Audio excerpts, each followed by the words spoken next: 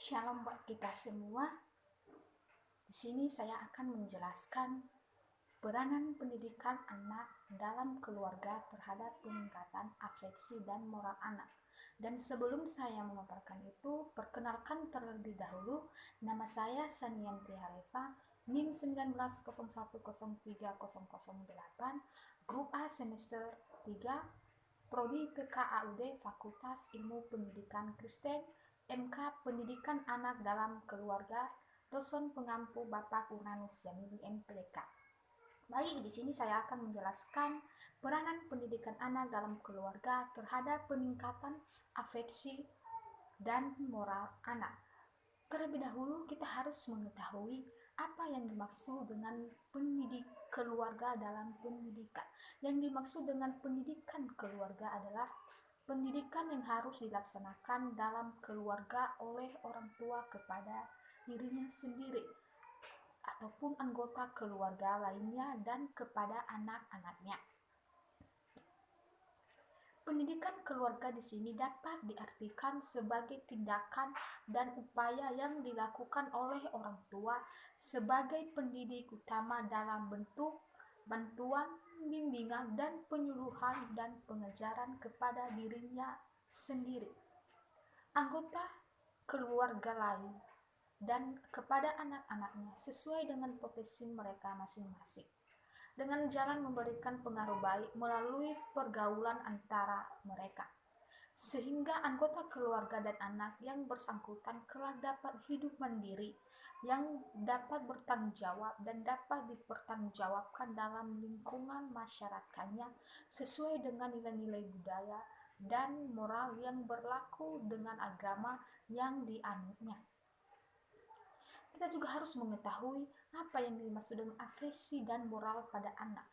Afeksi dan moral pada anak menurut Sajrak Dwi 2006 mengatakan bahwa kepercayaan seseorang yang menyangkut dalam perilaku baik atau buruk dan mana yang boleh dilakukan dan yang tidak boleh dilakukan, serta perilaku yang benar atau salah. Sedangkan menurut Soejono 1987 mengatakan adalah tolak ukur perilaku benar atau perilaku salah individu baik secara pribadi maupun secara berkelompok dan dalam masyarakat maupun dalam negara pendidikan moral. Jadi pendidikan afeksi moral pada anak adalah pendidikan yang akan membina seorang anak agar dapat berperilaku sesuai dengan nilai moral serta norma agama. Berpendapat juga yang mengatakan bahwa pendidikan moral merupakan sesuatu konsep yang ditunjukkan dan diajarkan pada anak untuk menjadikan anak memiliki perilaku yang budi pekerti, berakhlak mulia, serta bersikap terpuji dalam Pancasila dan Undang-Undang 1945.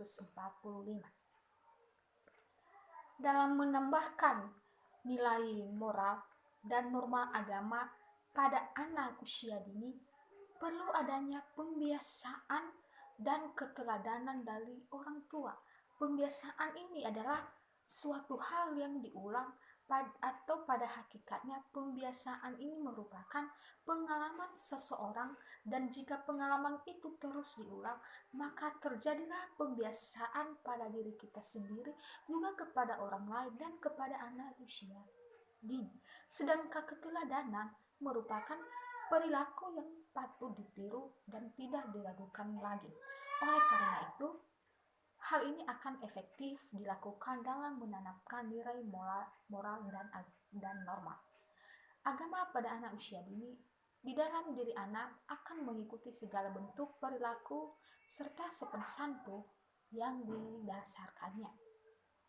Pada dasarnya, jika moral sudah terbentuk melalui proses dasar atau imitasi, maka hal itu akan menjadi kebiasaan dan dalam kehidupan sehari-hari. Jika perilaku moral atau perilaku buruk yang sudah didapatkan anak sejak dini atau sejak kita kita berada di dalam sejak kita berada di samping orang tua, yang mana pada masa itu anak belum bisa membedakan mana hal yang baik dan buruk. Maka dari itu orang tua perlu mengantisipasinya dan membina anak tersebut. Maka pada saat anak menjadi dewasa, ia tidak akan benar-benar memahami perilaku yang benar dan perilaku yang salah. Dan oleh sebab itu, orang tua harus wajib menanamkan nilai moral pada anak. Pendidikan moral bukanlah pembelajaran yang hanya sebatas memberikan buku atau hanya sebatas pengetahuan tentang baik dan buruknya saja, tetapi moral ini berhubungan dengan psikis atau mental seseorang, berhubungan dengan diri kita. Kita juga sebagai anak wajib melakukan moral tersebut. Demikianlah hasil penjelasan dari saya, semoga dapat bermanfaat. Saya akhiri penjelasan saya sapa kita kembali. Shalom.